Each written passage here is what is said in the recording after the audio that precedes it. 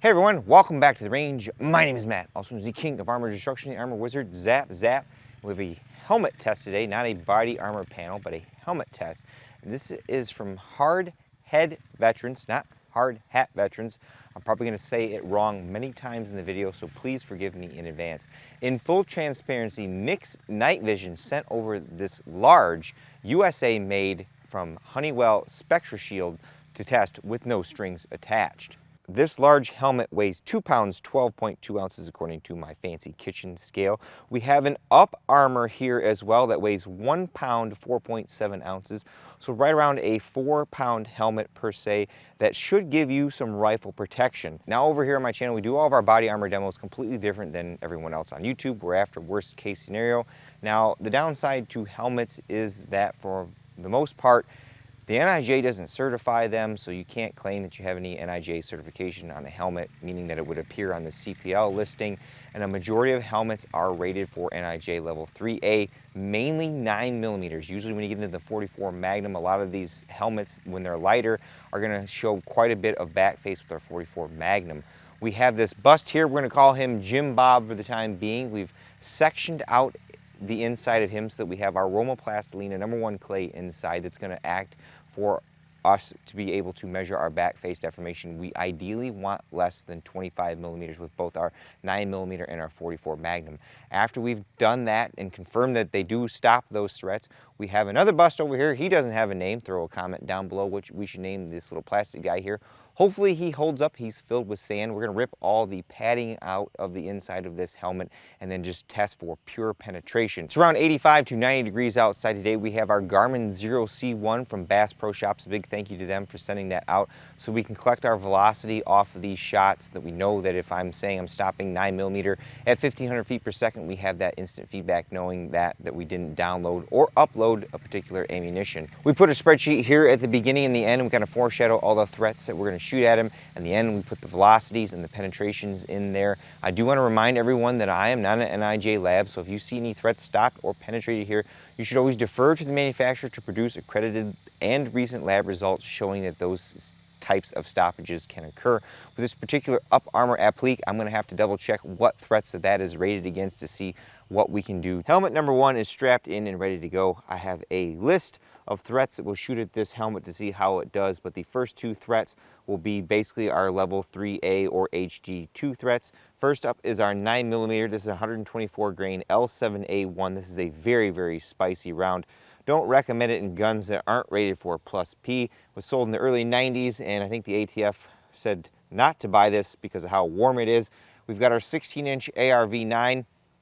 Now, to talk a little bit so I don't bore you guys too much, last time we were relying solely on the Garmin 0 for our velocity, and I think the distance to helmet might be a little short for that, so we've got the LITE screen chronograph as our primary / backup, and hopefully we'll get velocities off of all of these. I did double check that this up armor panel is from Adept or Diamond Age. It is a ceramic up armor offering, so we'll have to see what 5.56 threats this will stop. Hard hat veterans did say it is rated for M855 as well as 7.62 by 3.9 mild steel core.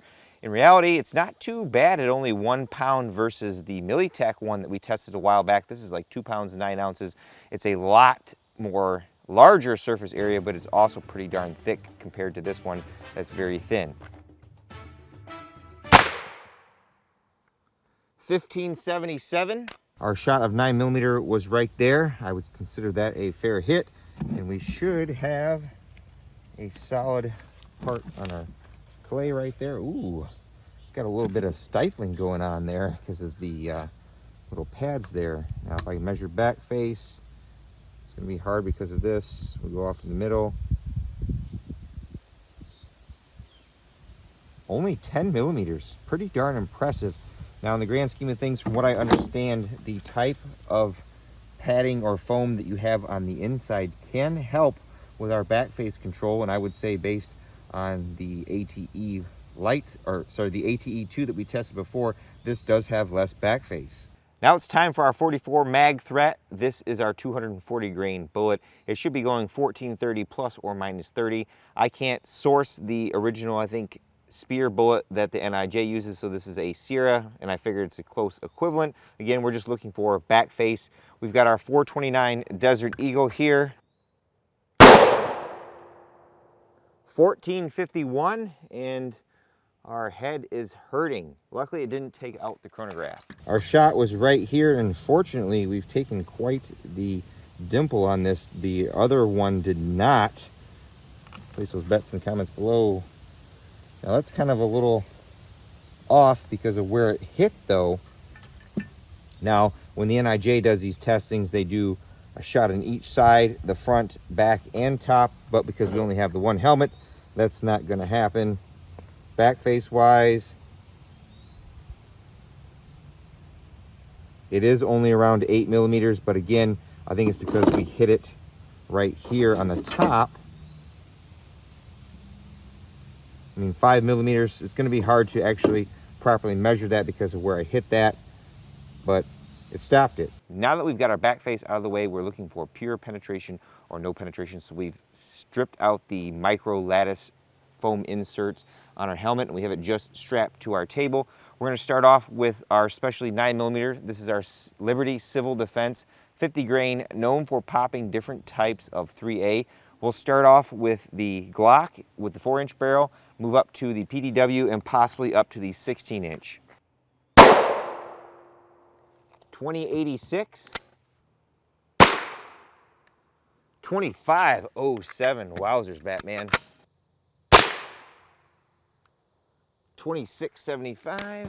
Another crazy 9mm threat known for popping 3A. This is our 80 grain solid copper spun from Fort Scott Munitions. This is the Plus P variant. We'll do the same thing if possible with this. We'll start at the 4-inch and get up to the 16.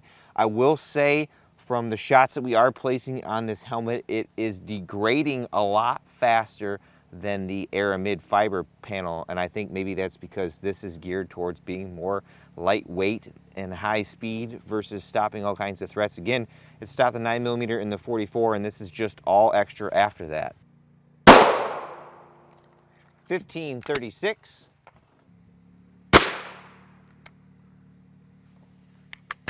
This is going to be really hard to tell because the helmet is degrading very fast, but our Civil Defense 4-inch was right there, the 8-inch was right there, then the 16.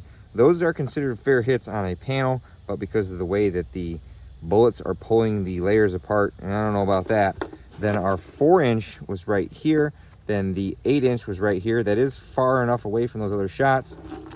And R.A.N.G.E, we finally have a penetration from the 8-inch Fort Scott Munitions, but all of our other rounds were stopped. Now this is an Aramid layer, and you can see the Honeywell Spectra Shield in there, but what's happened is we've started to pull these layers apart because it doesn't look like it's possibly either pressed or autoclaved. I'm gonna guess it is pressed based on how they make these, but for whatever reason, because of how this is designed, these layers are easily separating. So this may limit what we're going to be able to shoot at this. But so far, confirmed, the only penetrations were that 8-inch Fort Scott Munitions. 3A assessment wouldn't be fair without our 5.7 threats, and I have a wide variety picked out here. We've got our M855, that is 62 grain lead core with a steel penetrating tip that's like 1,500 feet per second. This should be like 400 to 600 yard range engagement if you were fired out of a 20-inch AR. We have our 34 grain black Dragon Fang, that is a solid copper round. We have our Elite Ammunition T6B, and we have Elite Ammunition's S4M. This is a 28 grain OTM, moving at pretty darn fast velocities. We'll take the T6B last, then the black Dragon Fang, S4M, then the M855 first. 1531, 2557, 2020, 2583, smoking fast. These are all easy enough. M855, 57, S4, Black Dragon Fang, and then T6B. Pulled that one a little bit. I wanted to be down there. We're saving the front for that up armor.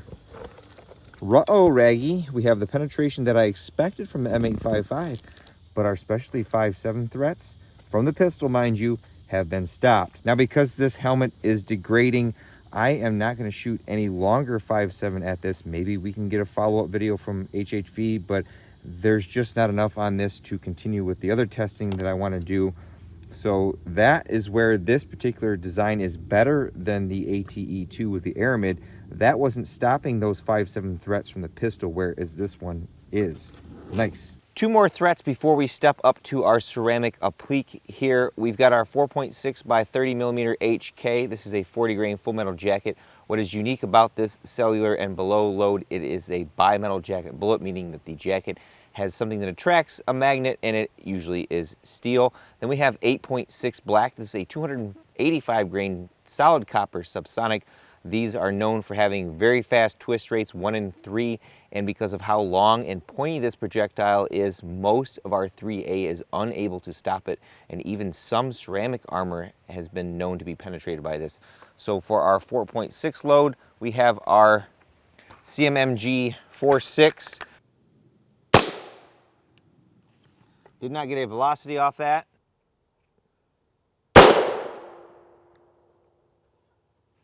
Here was our 4.6 shot, and then there was our 8.6 black.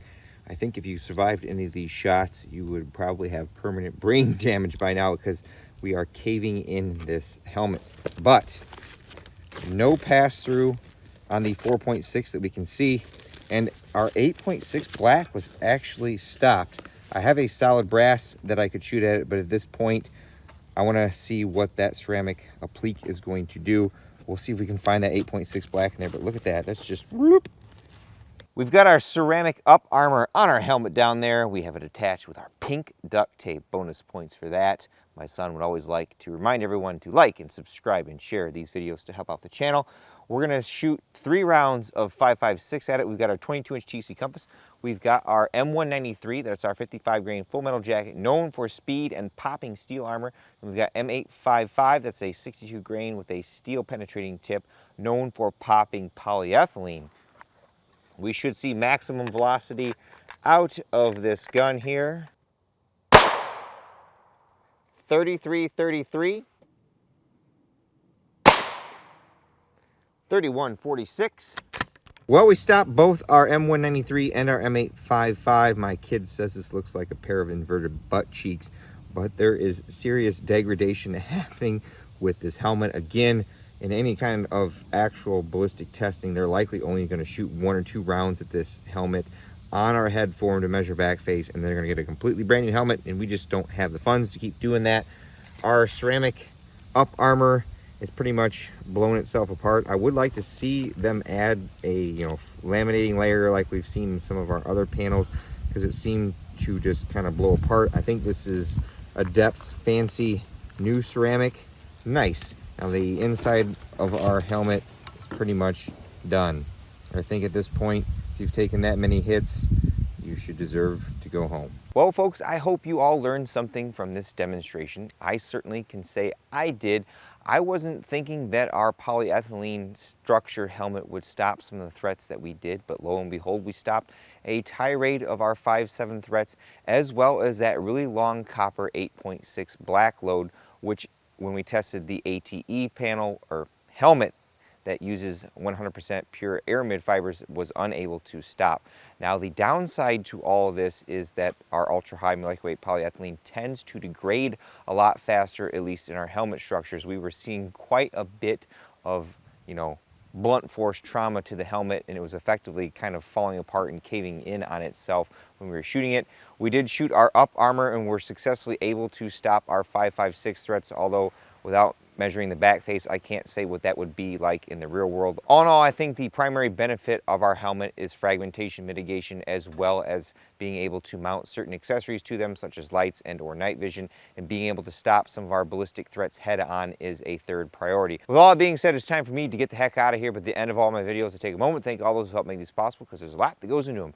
Number one is my family. They were out here helping me today. Deacon got to shoot a backpack panel that he's had in his backpack since preschool, and he was quite pleased with those results. Number two are my Patreon, Subscribe Star, and YouTube channel members. I have a campsite the description below, there are various different discount codes or affiliate tracking links, and effectively they cost you nothing. They earn me a sales commission, and what I do with that is I put it right back in the channel. That little wood head form, I think, was around $300 that I had a friend cut out for me, and I think we broke part of it shooting the 44 mag at it, in addition to clay. So all those consumables add up, so it's very appreciative of the sport that I can get. Number 3 is Nick's Night Vision. Again, in full transparency, sent me that HHV LITE helmet as well as that Adept up armor to destroy with no strings attached. Number 4 is Hardhead Veterans. They were providing me with some background information as I was out here doing this demo. And of course, number 5 is you all for watching. Until next time, I'll catch you at the range.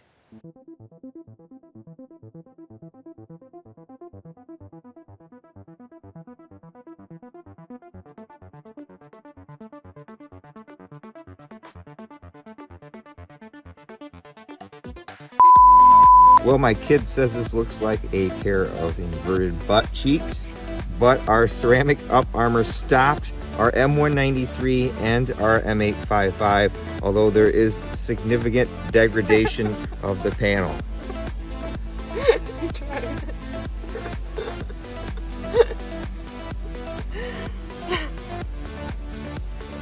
Okay. Stop and restart. Yeah.